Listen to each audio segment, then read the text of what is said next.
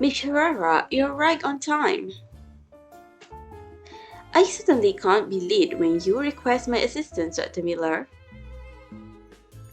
You seem to be in a good mood. Have you reached a conclusion in the further research on the phenomena? Haha, nothing gets by you, Miss Herrera. Indeed, our research has yielded some results, thanks to your help. I didn't really do anything. Most of the experiments and data collection were done by you. You don't need to be so modest, Miss Urara, nor do we need to be so polite with each other. Let's get on with the conclusions. Alright. Dr. Miller pauses for a moment, then continues. After extensive data analysis and many experimental results, there are several factors that affect the phenomena on the train, including but not limited to whether the phenomena appear, their duration, and their type.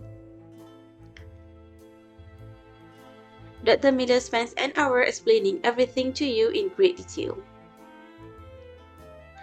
I tried very hard to listen, but I could only understand the location of the crystals and the use of electronic devices. And the explanations for some causes. Well, I guess it's fine as long as Dr. Miller understands. Now that we know the factors, what should we do next? Hearing your question, Dr. Miller raises his eyebrows. Next comes the practical part. Huh?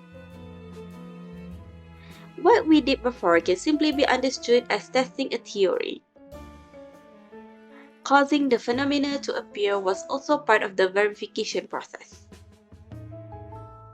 Now we're going to put the theory into practice. Let me think. That means we need to ascertain what factors affect the phenomena on the train. That will allow us to adjust these factors to achieve the effect we want. Wait, doesn't that mean we can get rid of all the phenomena? At this point, Dr. Miller smiled slightly. From a purely theoretical standpoint, yes. In any case, we will be adjusting these factors. Sure. From some reason, your confidence swells as you listen to Dr. Miller. As usual, I hope you can help me out whenever I need assistance in my research. I'll be glad to help out if there are any other situations. Before Dr. Miller can finish, you finish his thought without missing a beat. Dr. Miller is taken aback but then bursts out laughing. Haha, yes, the Bakerlons are no match for you when it comes to enthusiasm.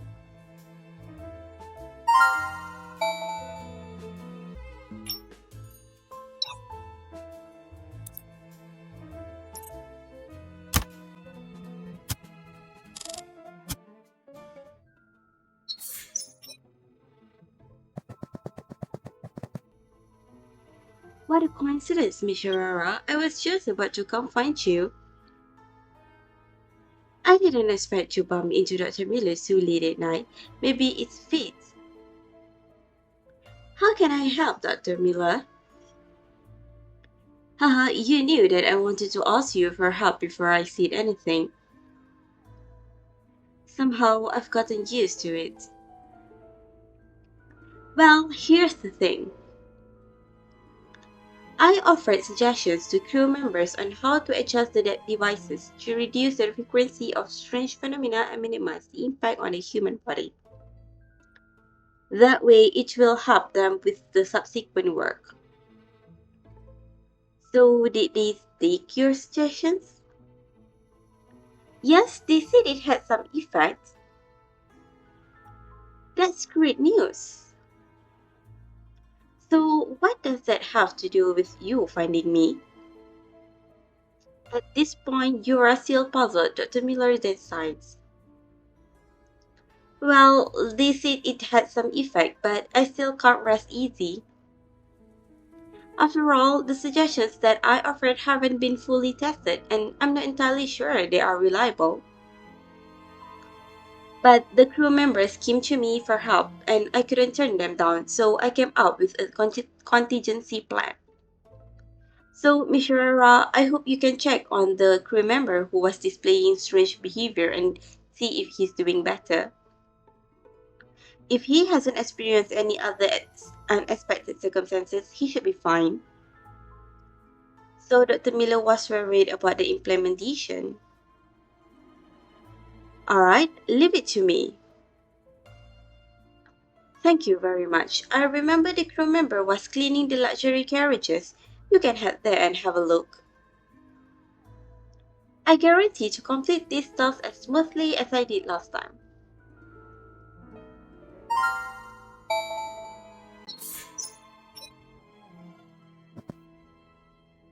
Train corridor. When you reach the corridor, you see the crew member who exhibited strange behavior earlier wiping the side of a crystal ornament. That crew member is cleaning. I'll check up on him.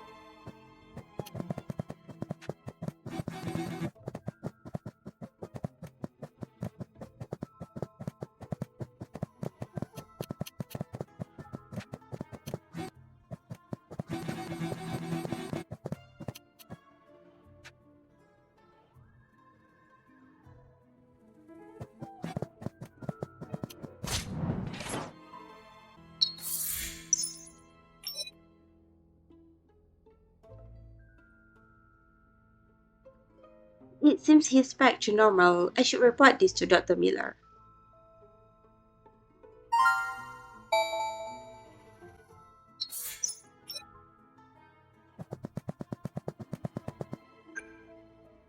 Just as you're about to head back to the exhibition, you see another faint shadow.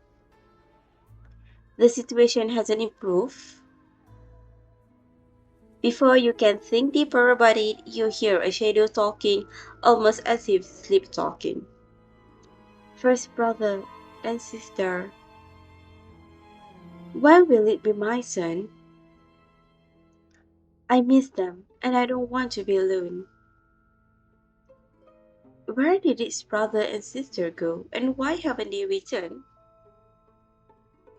The small shadow repeats the same thing several times before growing fainter, as if it is about to disappear. I should also mention this to Dr. Miller after I tell him about the crew member.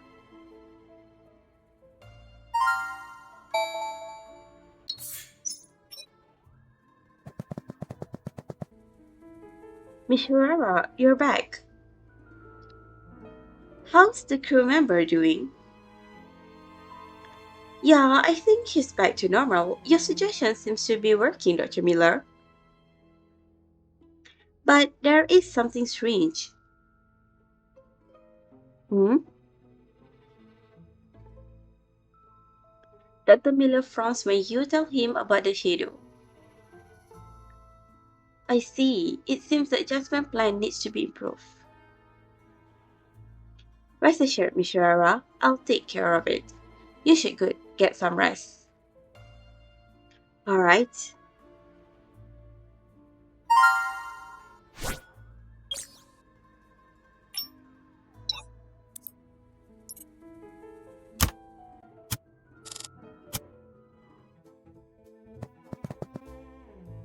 Miss Rara, have you noticed anything off about Mr. Lewis? Not really. Did something happen to him? Hearing this, Dr. Miller shakes his head lightly. Recently, I've been busy adjusting the experiments. Based on the results, I asked the crew members to change the location of the crystals. In doing so, the frequency of the strange phenomena seems to have reduced. And then what happened? Generally speaking, the lesser frequency of phenomena should subsequently have a lesser impact on the human body. But I noticed that Mr. Lewis' behavior have become strange. He often marches himself in the exhibition looking anxious. Huh? Really? That does sound a little strange. Dr. Miller, would you like me to check on Mr. Lewis and see if he's exhibiting any strange behaviors? That's one way to do it, but Miss Rara, let's leave Mr. Lewis alone for now. And just observe his behaviors from afar. Understood, Dr. Miller.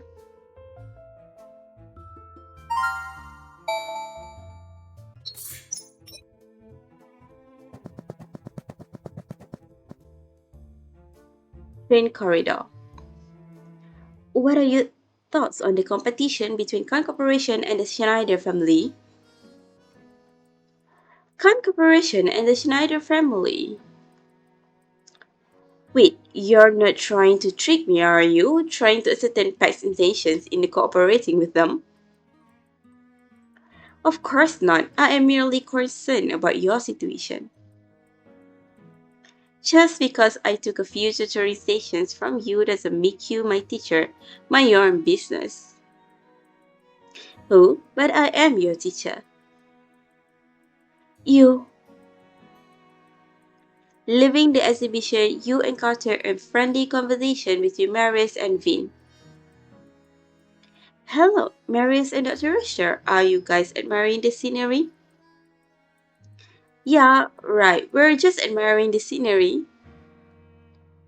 How about you? You seem to be in a rush. Is it something urgent? I... You tell Marius and Vin about your conversation with Dr. Miller. I see. Off you go then. I will be stopping by the dining carriage to try their newest spring later. Feel free to join me. Honestly, we just can't get away from William Lewis. I'll be sunbathing here to improve my mood. But do call me if you need help. I will.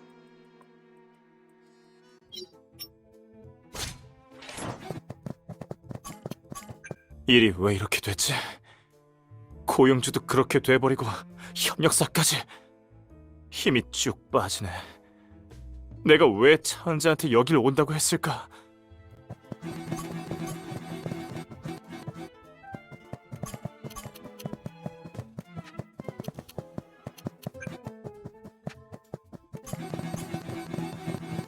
유 변호사님, 좀 컨디션이 안 좋아 보이시는데요? 당신이 뭘 안다고. 마실 거나 한 잔 줘요.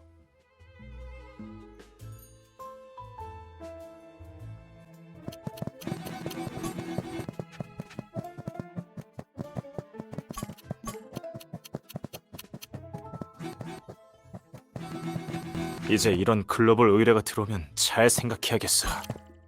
차은재. 덕분에 제대로 골치 아파졌네. 됐어. 그래도 허탕은 아니지.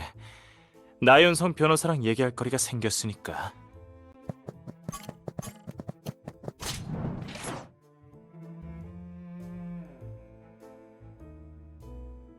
Looks like we were overthinking it. William Lewis was just troubled about his case for Khan Corporation. Anyway, I should tell Dr. Miller about those results.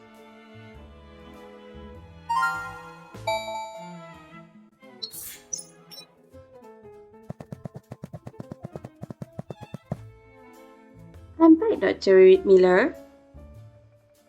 Miss Ferrara, how's Mr. Lewis? Well, according to my observations, there's nothing strange about him. Oh, why do you say that? He's been muttering to himself because he's just worried about cooperation. After all, he was employed by Corporation, but with the way things are going, you explain to Dr. Miller the frustrations William Lewis is feeling. I see. How unfortunate for the young man. But at least we can rest assured it wasn't caused by the crystals. Only Mr. Lewis himself can solve his troubles. That's true. It's hard for anyone else to help.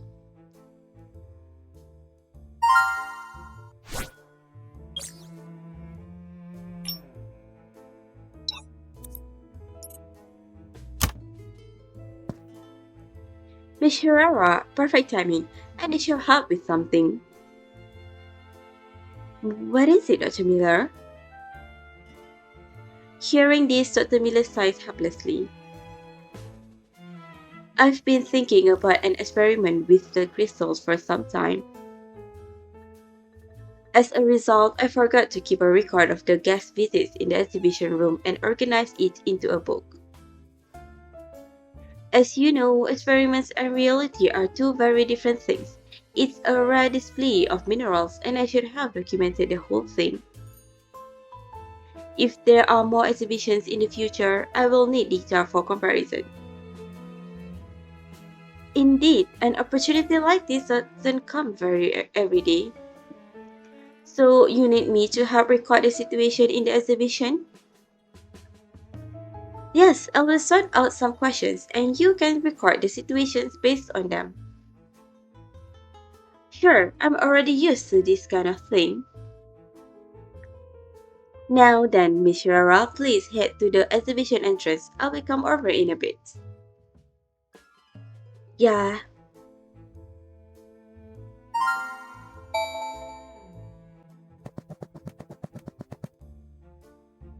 showroom carriage. When you arrive at the exhibition entrance, you spot a familiar figure. Sharara, helping Dr. Miller again. Maris, how did you know? You've been running around these past few days, of course I know. But I already said I'm free to help, Miss. Why didn't you call on me? I. In the face of Mary's interrogation, you don't know how to respond. Then, on the second thought, an idea comes to mind. Wait, you can help me this time? Hmm? You spent a few minutes explaining the situation to Marius. I see, so you want my help observing and recording, right? That's correct. Piece of cake, leave it to me.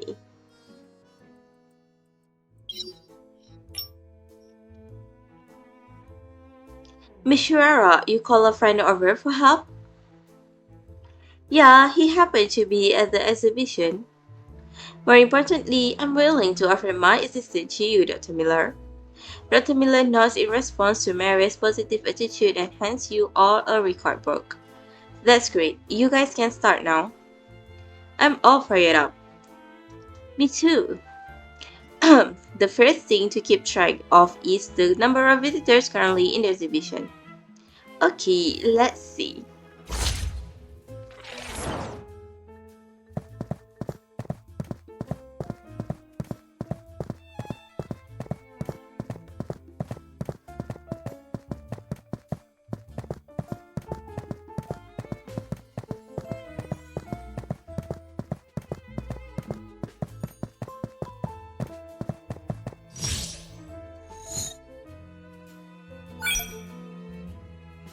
There are quite a number of visitors. I've written the number down.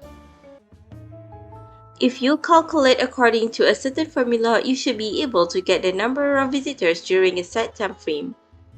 Very good. That's exactly what we need. Dr. Miller nods, then looks at the paper in your hand. The next question is a little tricky, so you guys will need to spend some time. Okay, now I'm curious. What's the question, Dr. Miller?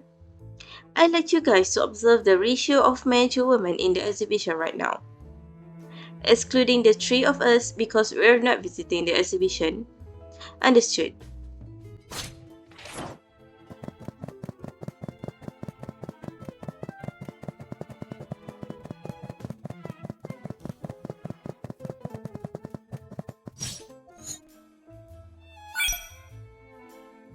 That wasn't so difficult. Yeah, it didn't take very long to get the answer. Speaking of which, what's the purpose of this ETA? Before you can finish, Dr. Miller answer your questions. To see how different R's appeal to different passengers. For example, when there are more R exhibits that focus on molding techniques, does that attract more female or male visitors? And how will the proportion of visitors change if we increase the number of raw R's? We can use the data to adjust the R positions to meet the objectives of this exhibition. I see, it feels like I can put these lessons to practice when I organize exhibitions for PAX in the future. Maris, you're always thinking about work.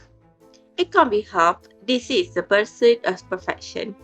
Haha, I'm glad this was helpful to you guys. Is there any other data you wanted to record, Dr. Miller? Yeah, one more thing. Let me see. This time, I'd like you to record the number of decorative objects in the exhibition. Decorative objects? You mean like statues, record players, and whatnot? Yes, those. Understood.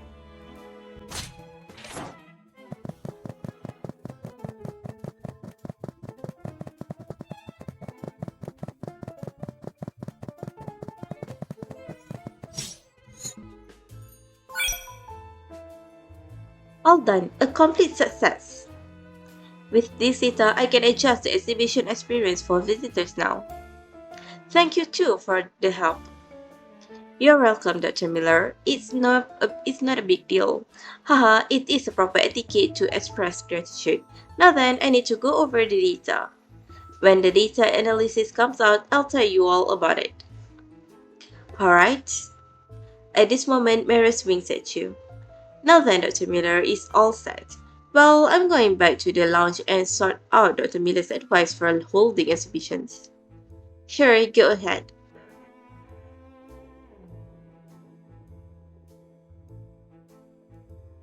Then I'll sort out the information I've collected. Hey, wait, why did Dr. Miller want us to record the number of decorative objects? I forgot to ask him that question. I should go back and ask him.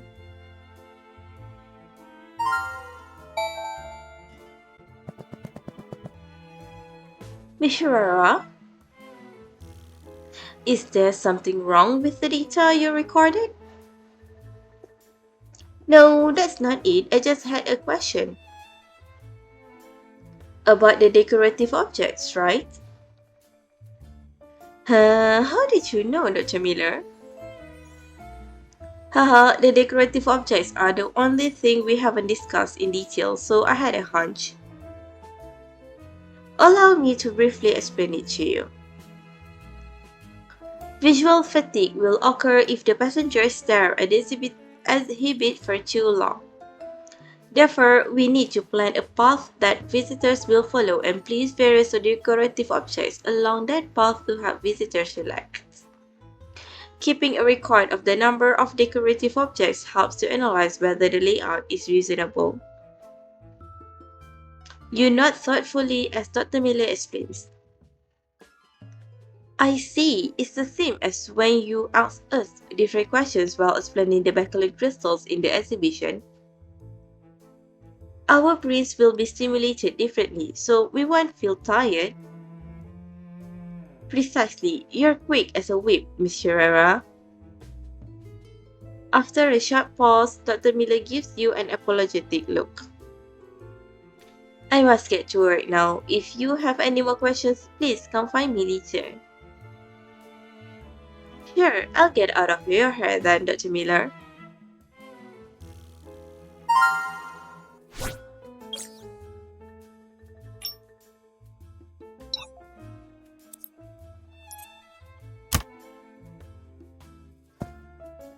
At the mirror. Miss Herrera, you're here. I was just about to ask a crew member to find you for me. What a coincidence. How can I help? Yes, I have an important task for you.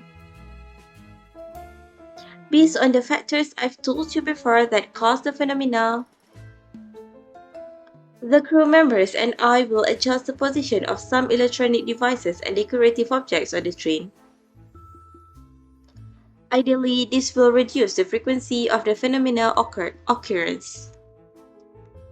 The phenomena that you saw before, the lights that should be off during the day suddenly turn on, or the passengers behaving abnormally. This situation should be improving. Yes, you're right. Were you looking for me because there are problems after the adjustments? Haha, no. I wish to ask you to accompany Hans and see if the situation has improved. Only the two of you have witnessed the strange phenomena. I see, no problem. I remember Hans has already headed over the corridors near the luxury carriages. Please go find him then, Miss Rara. Alright.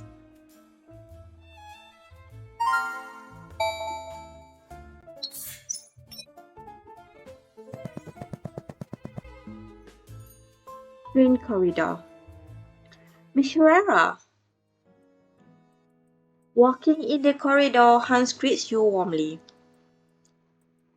Dr. Miller asked me to look into the situation on the train again. I was wondering if you'd be accompanying me again, and I was right. After all, I was the one who went with you to check on the dining carriage. Now, shall we get started? Sure, Dr. Miller gave me a list of questions that we need to answer. That will be a big help. To tell you the truth, I was thinking about how to tell if the situation has changed. Haha, the doctor has already thought of everything. Let me see the list of questions.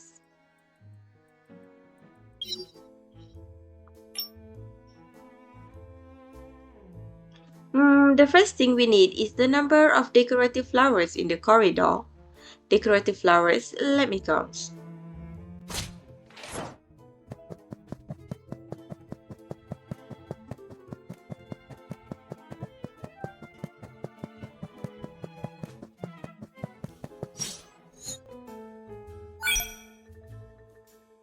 There is a pot of flowers in front of every door, so the number should be right. Huh? Why do you look so scared? The next thing you know, Hans is standing with his head in his arms. I'm just worried that we might see the same anomaly as last time. But I think we're good for now. Let's hurry and see what else needs to be checked. It seems not everyone is used to the strange phenomena. Hans rubs his eye as if trying to make out Otamila's writing. The second thing we need is the number of passengers in the corridor. Understood.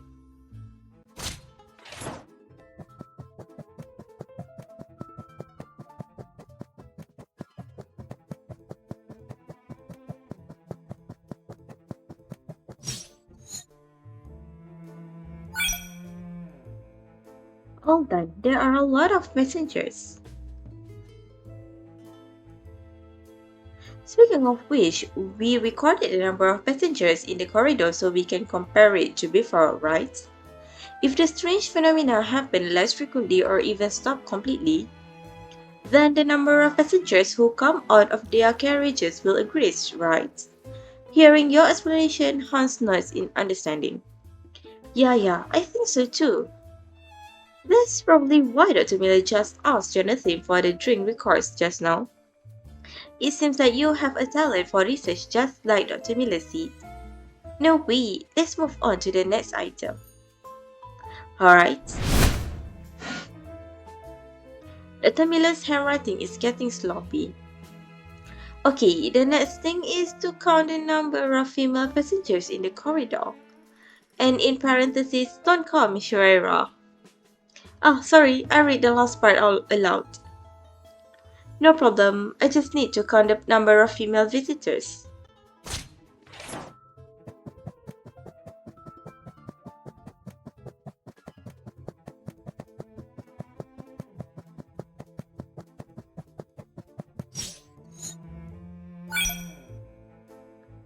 Miss Shuaira, I know why we need to count the number of female visitors.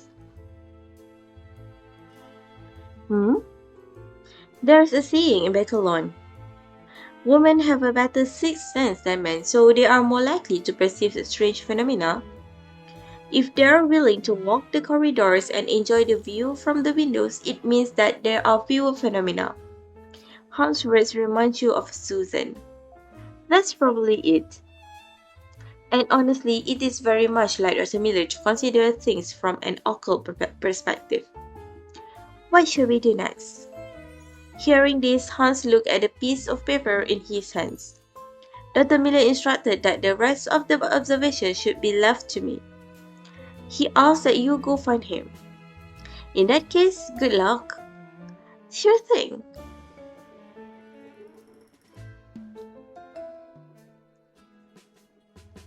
I should go tell Dr. Miller about the situation in the corridor.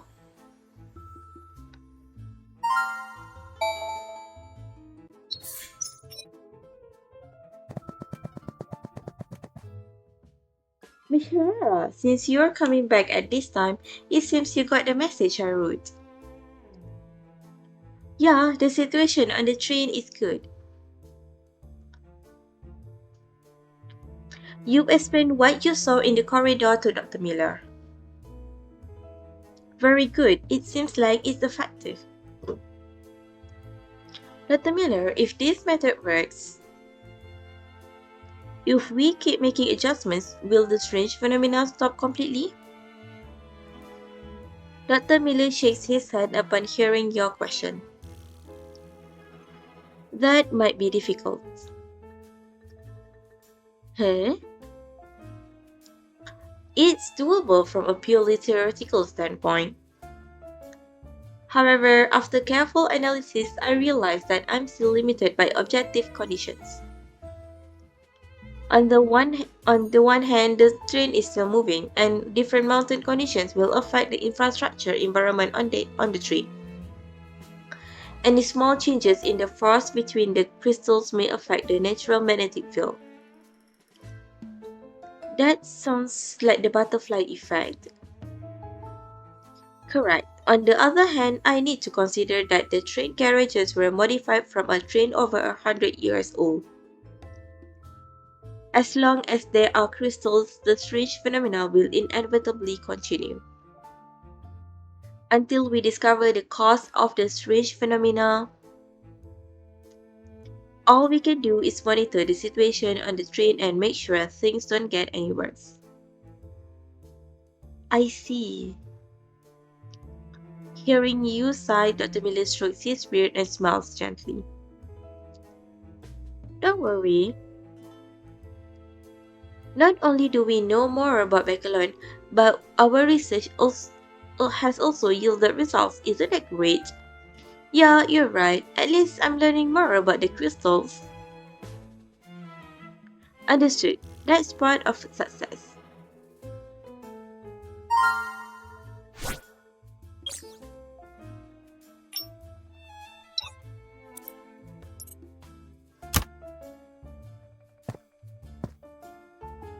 You're here early, Miss Herrera. It's not the scheduled time yet. The sooner I came, the sooner I can help with the doctor's problem. Haha, I must say, you are the most enthusiastic person I've ever met, Miss Herrera. Then, let's get back to business. Do you remember the crew member who hallucinated? A memory about potatoes and carrots is attacking me. Yes, I remember. Good. In these 2 days, the other crew members and I will rearrange the electricity consumption plan and equipment use time on the trip. According to analysis, the impact of magnetic fields between the crystals on the human body should be reduced. I'd like you to check on that crew member again to see if he's doing better. I see, no problem. He should be cleaning the gas carriages right now. You can go check on him. Alright.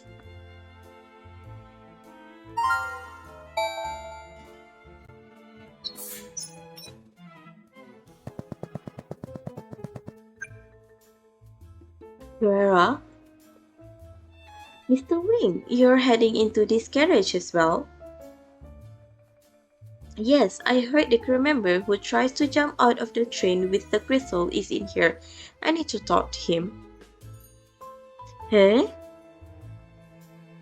Seeing your puzzled expression, Artemis explains.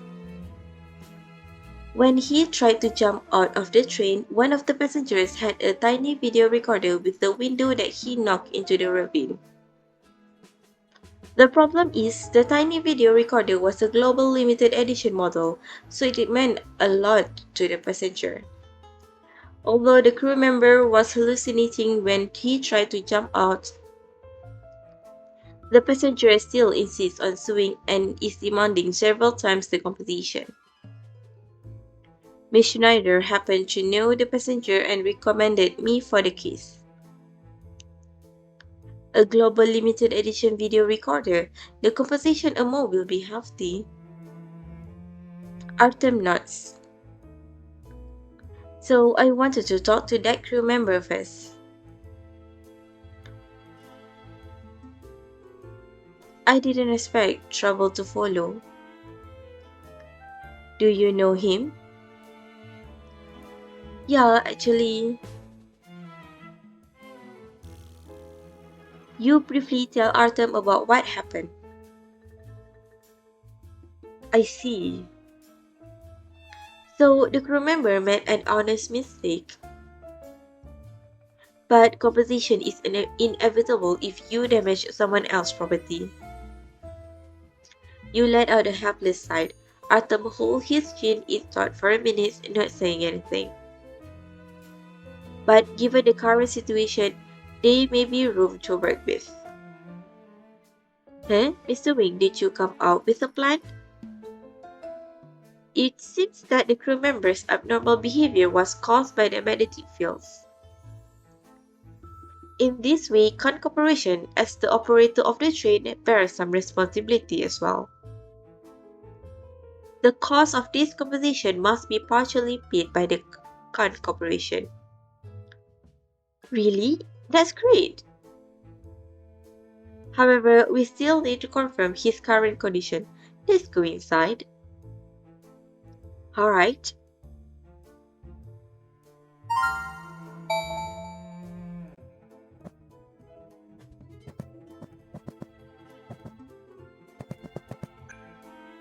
Excuse me, the carriage is still being cleaned. Please wait. We're looking for you. Huh? It takes some time to explain the situation to the crew member. The man's face is full of gratitude when he learns it was you who saved him. Miss Herrera, thank you so much. I heard from a colleague that a kind passenger helped me. I just didn't expect to see you like this. If you hadn't come to my aid, I would have been in the ravine waiting to be rescued. You're welcome. We Stellar citizens love to help others. I'm just curious, how are you feeling now? I hope this history doesn't repeat itself. Hearing this, the crew member nods. Yeah, Miss Herrera, I'm back to my good old self. I'm certainly won't be doing something as stupid as trying to jump out of the train with a crystal again. That sounds great. But there is an unforeseen event that must be dealt with in regards to this. Allow me to explain. Arthur briefly tells the crew member about the composition. The crew member's expression changes from delight to bewilderment. Finally, he stares at you as if he expects to be influenced by the crystals. Will I really need to pay that much compensation? I couldn't afford it even if I sold my soul. Seeing this, Artem sighs helplessly. In fact, you have no need to worry about this. As far as this situation is concerned, it was an honest mistake while you were under the influence of the magnetic field. Concurration, as the operator of this train, bears some responsibility as well for not providing a safe work environment. You can tell me in detail what situations you've encountered, and I can offer you legal advice. Really? Yes.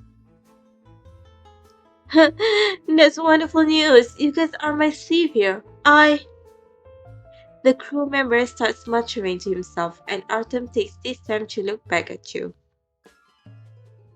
Leave the rest to me. If you'll excuse me, Mr. Wing, I need to tell Dr. Miller what happened.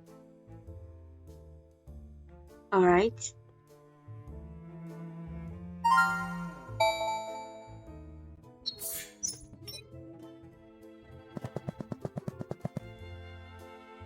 Dr. Miller, I'm back.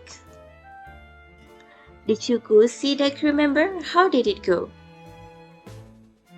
Don't worry, Doctor. That crew member is doing fine. You spent a few minutes explaining what just happened to Dr. Miller. That's great news, Miss Rara. To tell you the truth, I visited that crew member before I meet with the other crew members to rearrange the electricity consumption plan and equipment utilization on the train. He was in a bit of a mess at the time, so I was worried about whether this adjustment would help him get back to normal. But I'm relieved to know that he's doing much better now.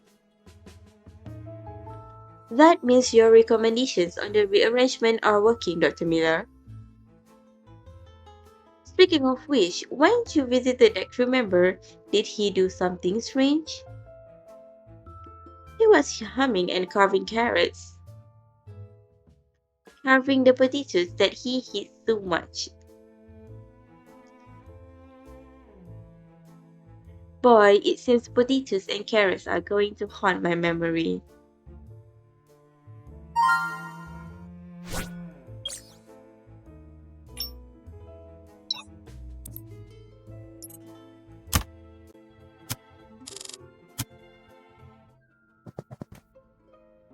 I wonder if the bar has eats at this hour. Doctor, you're still at the exhibition so late. What are you doing? What are you up to? Oh, Miss Aurora, you see, I'm making a miniature or ornament.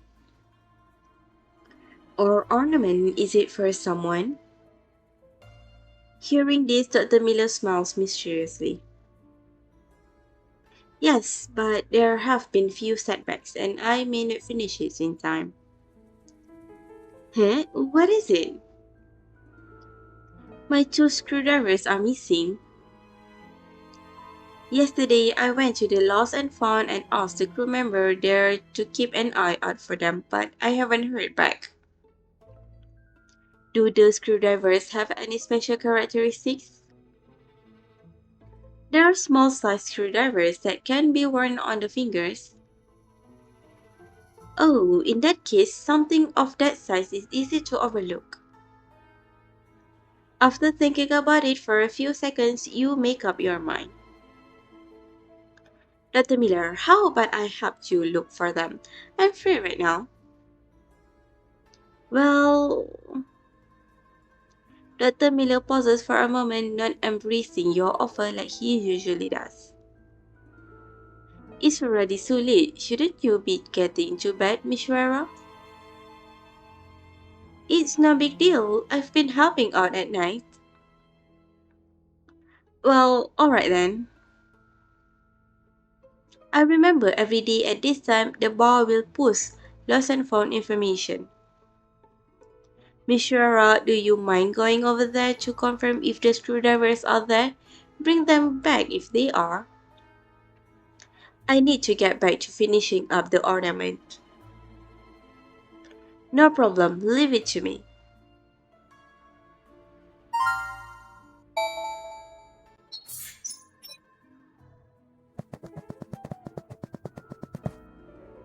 Hello, the Miller lost two screwdrivers. Did anyone turn in screwdrivers to the lost and found?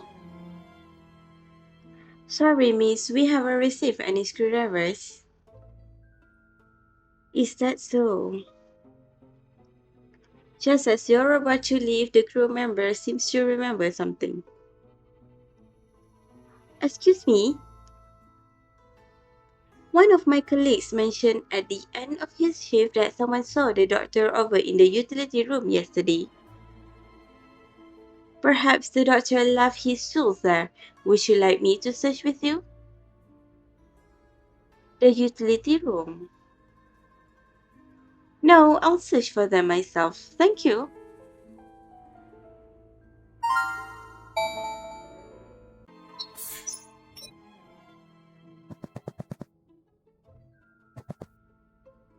You look around in the utility room for a long time. Ah, they were in the desk drawer.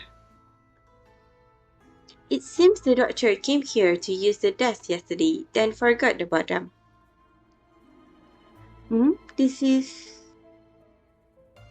a card that looks like a letterhead catches your attention amid the clutter of papers on the desk. This card has been there for quite some time. Is it still blank? You flip the card over and much to your surprise, it's not blank.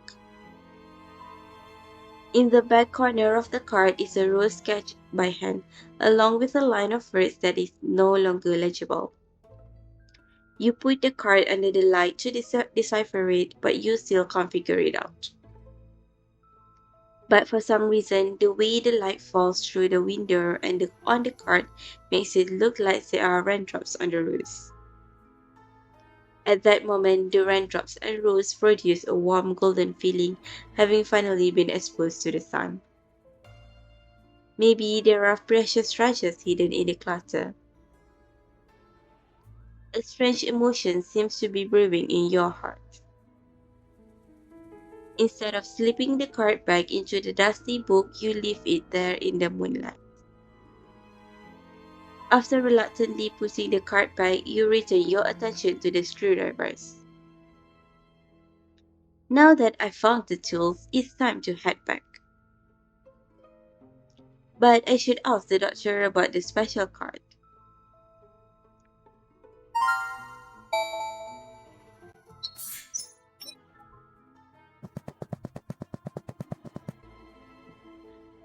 A shadow? The shadow by the window shakes slightly. La la la la la la. A dream of merry songs, ageless wind. La la la. It's singing. The shadow keeps singing a light-hearted song like the wind blowing away into the distance. Maybe it's singing an old folk song. I should ask Dr. Miller about it when I give him the tools.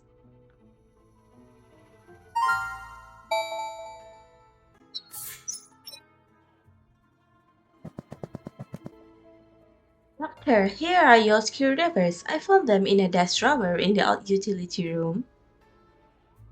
Hearing this, Dr. Miller has a look of understanding.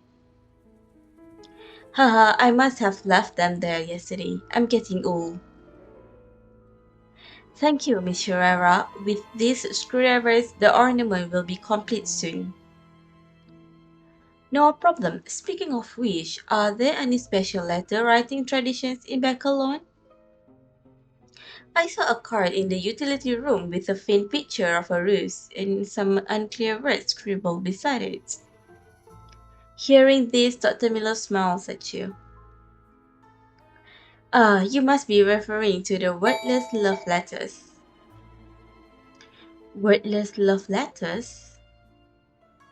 Yes, in the history of Bakerlon, wordless love letters represents one of the most romantic expressions of love because it says nothing but everything at the same time. I see. That's very romantic indeed. Miss Rara, it seems you accounted several special things while helping me retrieve the screwdrivers. Dr. Miller's words remind you of something else. Yes, I also wanted to ask about folk songs. Folk songs? About that, you tell Dr. Miller about the shadow that you saw. Upon hearing your story, a sense of nostalgia appears on Dr. Miller's face. The song you heard, I also heard it when I was very young. It tells the story of a courage and the wind. Would you like to hear the story? I can tell you while I work on the ornaments. Of course. Dr. Miller tells you a legend that opens your child's heart. There once was a brave traveler that came to the Bakerlon a long time ago.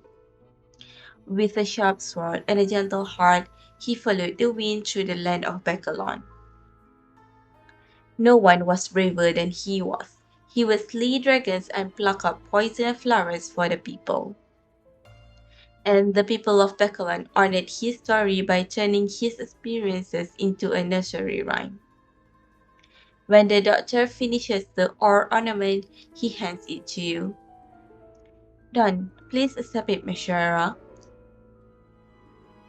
This is for me? Yes, Miss Shara. I wanted to make it personally and give it to you.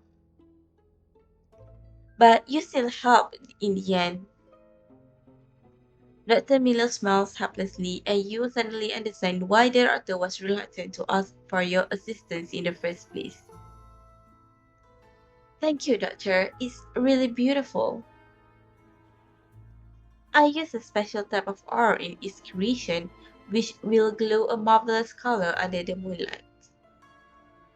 It seems different from the bakelite crystals, perhaps it's more translucent. Anyway, you've been very helpful to me, and this is just a small token of my appreciation. Yeah, I will cherish it.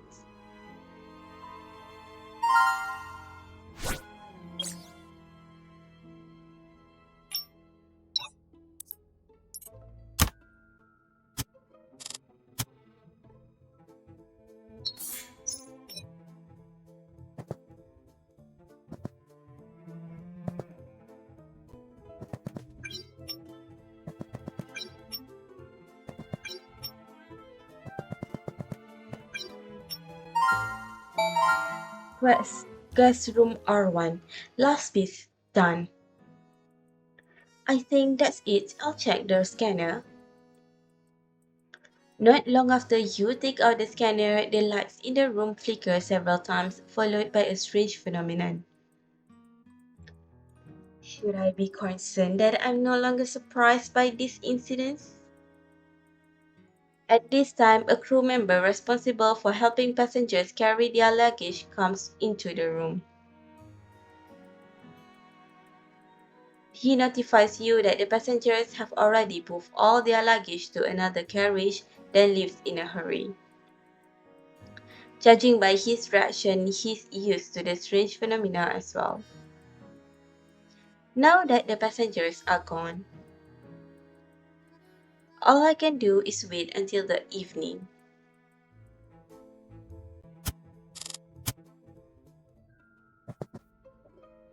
Herrera,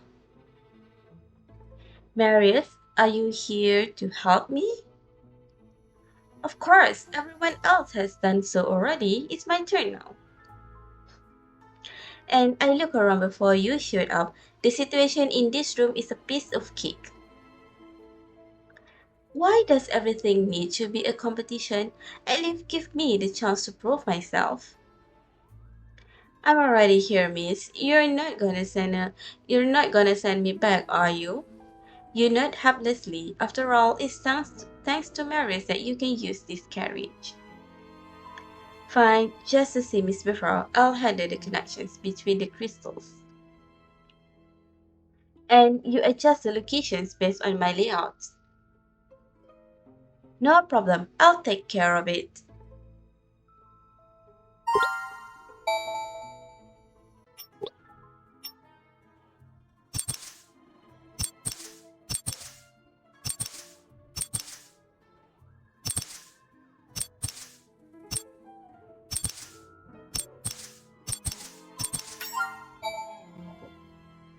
Yes, room R1.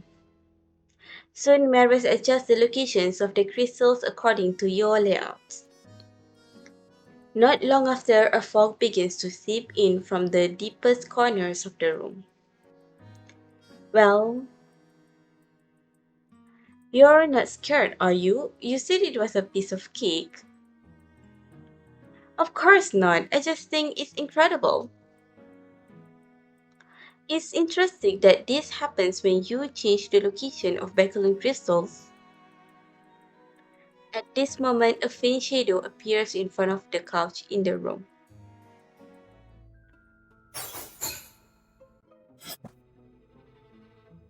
Classroom R1.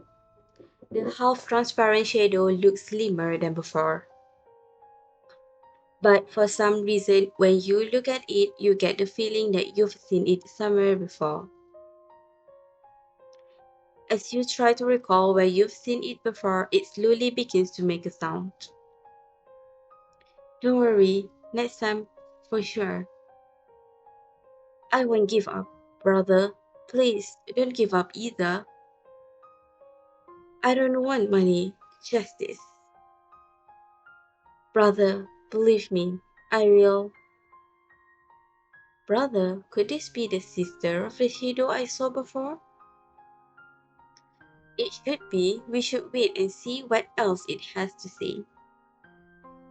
You nod at Marius, then stare at the shadow while holding your breath.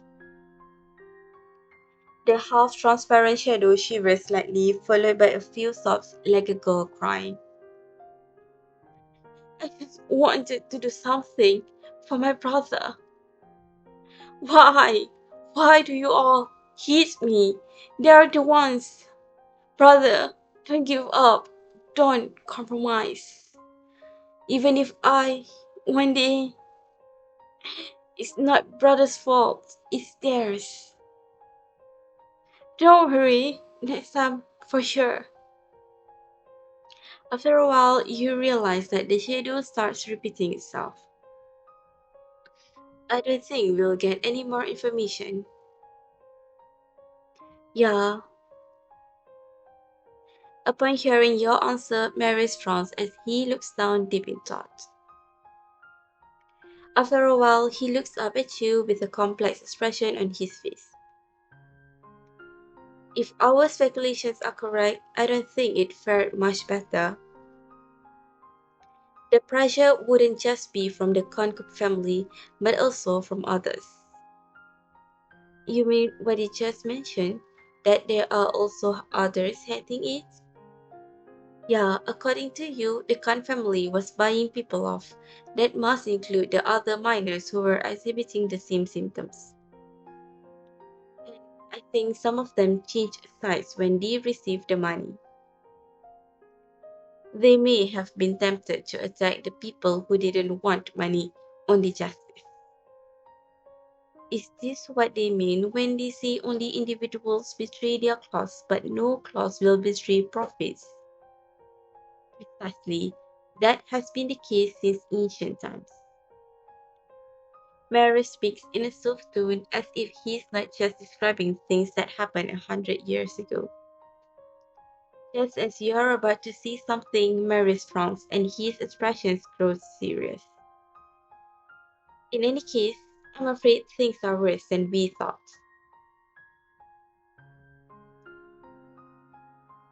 To distance your company from the R disease case, the Khan family paid off a lot of people and colluded with the media.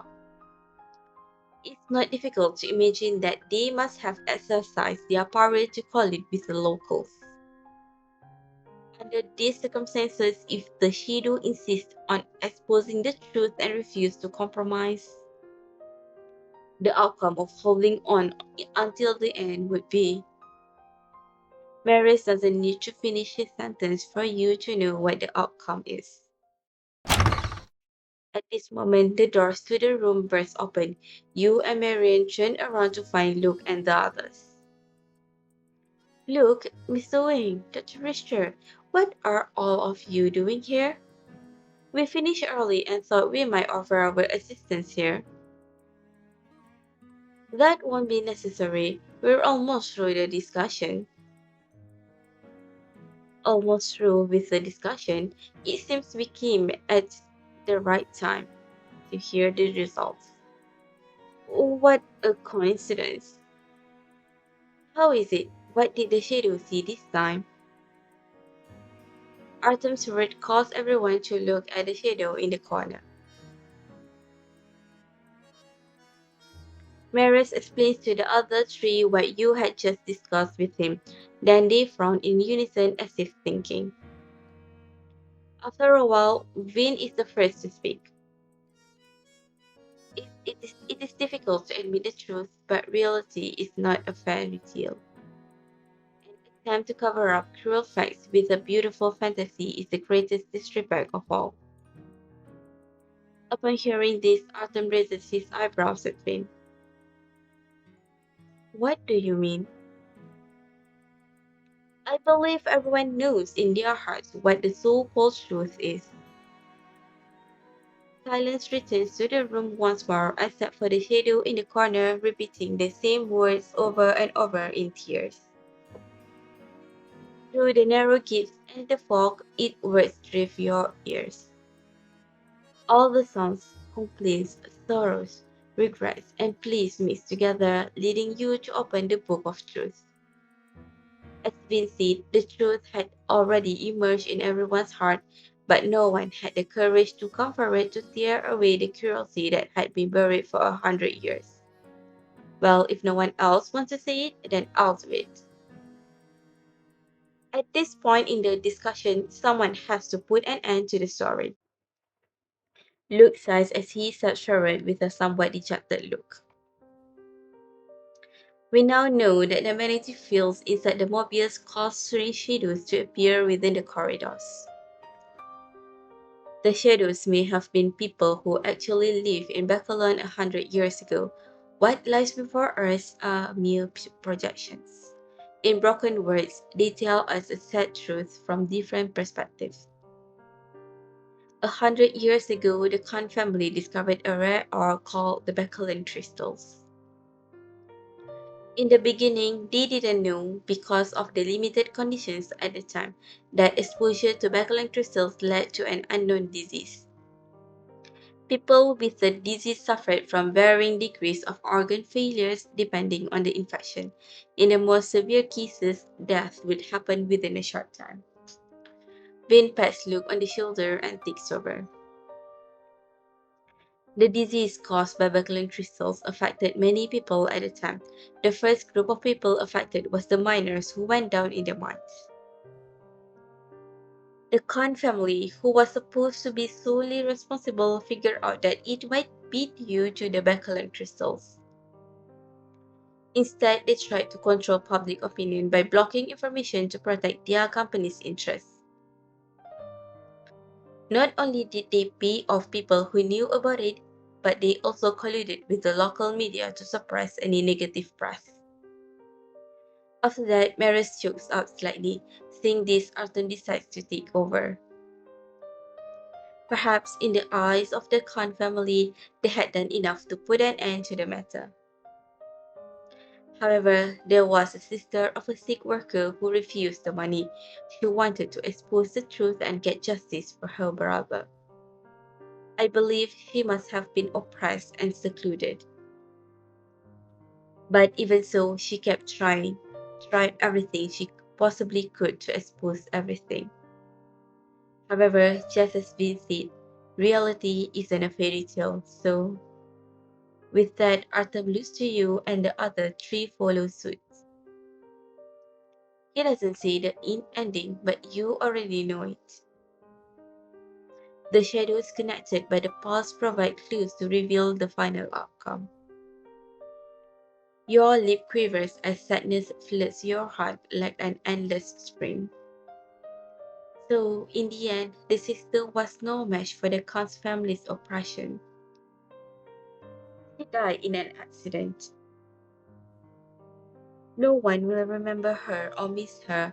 Her courage is a grain of dust in the tides of time. And this path, deliberately sealed away by the Khan family, gradually faded into the unknown. The story of 100 years ago has come to an end. The room goes quiet, and even the shadow, who had been repeating itself, falls silent. And the same silent sadness is evident on everyone's faces. Having calmed down a bit, you remember everything that happened in the past few days, which floods you with emotions. I didn't expect the truth to be like this. I hope such a thing doesn't happen again. Back then, the Khan family, in the pursuit of profit, the lives they sacrificed were just numbers to them. But I believe that companies such as theirs will not last long and will eventually get what they deserve one day. Yes, I agree. The irony of marveling at these beautiful exotic Bakerlon crystals while knowing the story behind them is not lost on us. What about you, Shara? Any other thoughts? You haven't said anything at all. With that, everyone's attention returns to you once more. Me?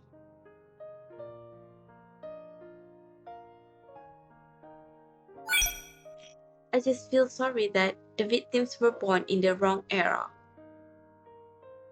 I can't help thinking that if this had happened today, perhaps things would have turned out differently. That reporter could have published his story through other channels, and the sick workers could have received better medical treatment. And his sister, with everyone's help, could have sought justice for her brother and exposed the truth of the R disease. Indeed, the cause of this tragedy is the limitations of that era. If it had happened today, they would surely get the justice they deserve. Maybe that's the silver lining. The dark times are already over. What we can do now, after grieving for them, is take their stories and help others. Yes. All in all, the most important thing is that we now know everything about the truth that had been covered up for years. We won't let their stories fade over time. They will stay with us.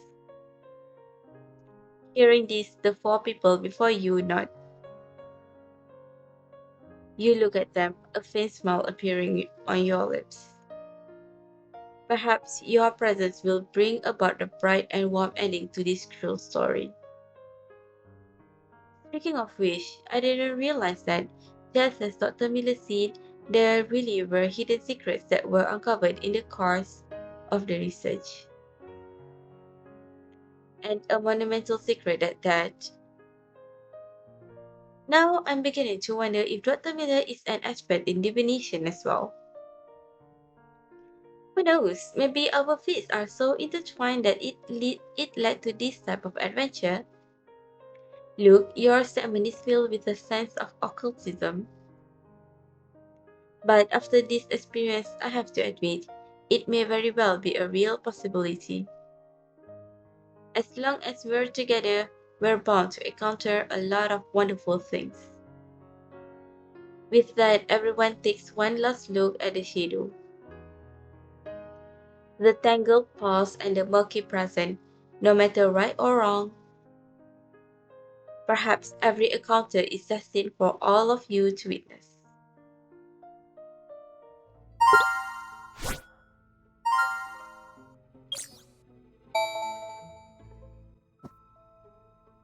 Guest room R1.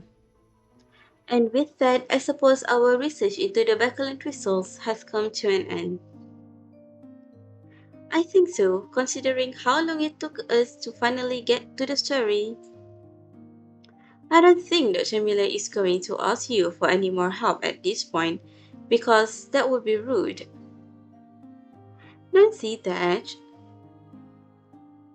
I'm happy to help. Without Dr. Miller, we wouldn't have figured out the story on our own. Dr. Miller is the cause and the bridge, and I suddenly understand what he meant by soul resonance. Oh, that sounds a bit like occultism as well, Dr. Richter. Just how I personally feel. Speaking of which, are you going to see Dr. Miller later? Yeah, I should tell Dr. Miller the story that we uncovered. Before Vin can react, Marius takes over the conversation.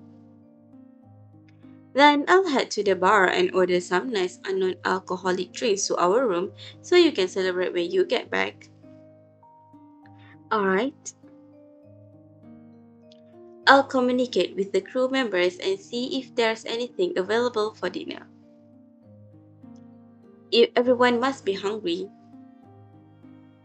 Yes, then I will head back to our room and put on some soothing and relaxing aromatherapy to remove our fatigue. Then, Luke, will you accompany me to find Dr. Miller? With that, everyone looks at Luke. Of course, of course, you should inform the crew members about the carriages, right? So they can be prepared. Paris, I agree that you should inform the crew members. On this rare occasion, Vin echoes Maria's words. At this moment, Luke looks at Artem, waiting for his opinion. I also think that the right course of action.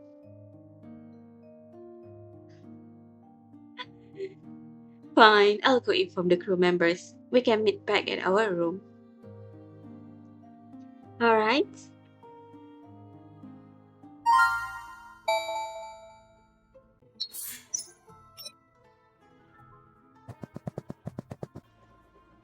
Dr. Miller, you're still here. Great!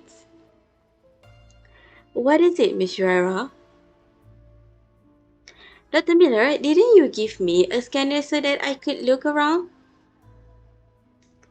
I used the crystal that you gave me combined with this device to do some research on the train. Hearing this, the doctor is taken aback. He then gives you a look of approval. I see. It appears that you've succeeded in constructing artificially stable or magnetic fields. Well, as with the previous experiments done on the train, a phenomenon appeared as well. You spent some time with Dr. Miller talking about the whole process. You also briefly tell him about the Khan family 100 years ago. After listening to your explanation, Dr. Miller strokes his beard and shakes his head before nodding thoughtfully. 100 years ago, or this is a cover-up. I didn't expect the secret you would find to be this. Khan Corporation was always courteous when we talk about working together. This comes as a shock to me. Well, you never know what's going to happen.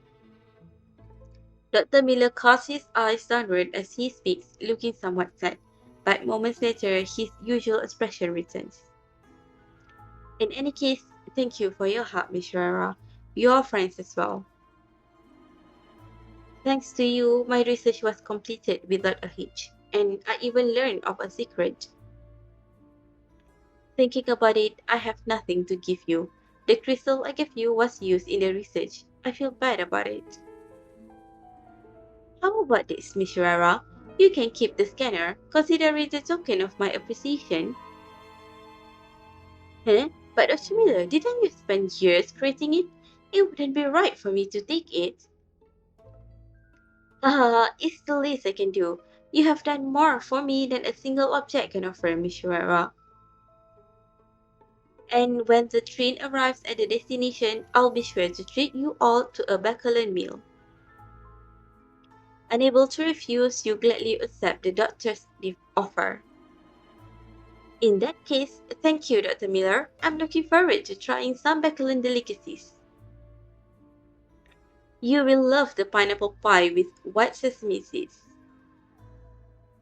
Well, it's getting late and you should get some rest. I need to get back and make notes on what you just told me. I'll get going then. Goodbye, Dr. Miller.